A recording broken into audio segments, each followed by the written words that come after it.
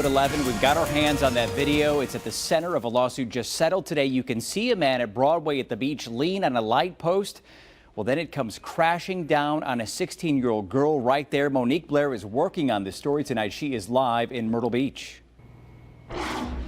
Michael, it was 2 years ago, and without little warning, that light pole hit a girl in her head. But there's another woman in the middle of a different lawsuit saying the exact same thing happened to her here at Broadway at the beach just a few months earlier.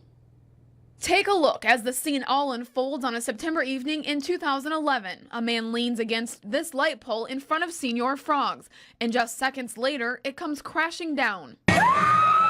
Surveillance cameras weren't the only ones rolling. This was the scene captured just a few moments later by another person's camera. The teen girl is on the ground and the shattered light pole laying next to her. The victim's attorney, Michael Goldberg, says the light pole hit her in the head, causing a deep laceration, multiple staples to close the wound.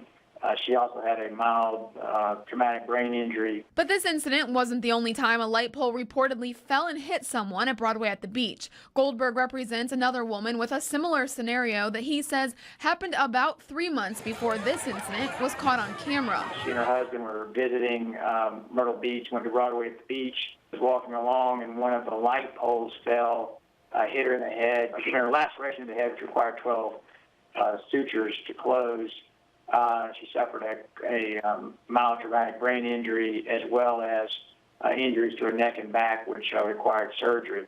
Goldberg says that case is still pending and could go to a jury trial. He tells me because at least 2 people have been hit by a light pole, there's no telling how many poles have fallen and missed hitting people. Goldberg says he hopes these 2 lawsuits prompt changes to the safety of light poles that are still standing. What we know is that the lawsuits put them on notice of a very significant problem that was going on at their facility.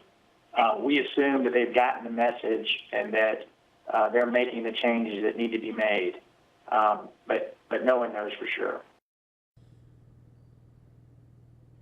Now, I did talk to a spokeswoman today for Broadway at the beach, and she told me the company declines to comment on any legal matter. I also took a walk around Broadway at the beach today, and it appears similar light poles to the ones you just saw in that video still stand here today. But again, there's no word on whether or not any safety changes have been made to them. I'm reporting live tonight in Myrtle Beach. Monique Blair, WMBF News.